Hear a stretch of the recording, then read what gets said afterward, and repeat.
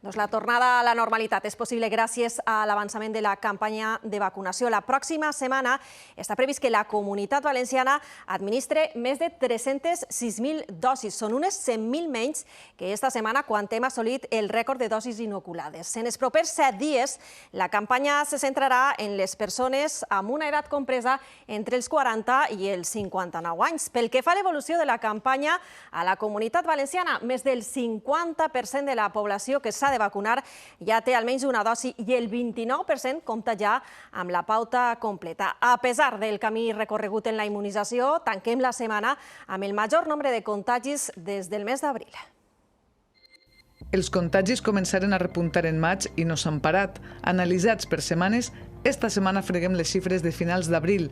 La gent major, la més vulnerable davant la malaltia, està protegida. Ara els contagis es donen entre la població jove.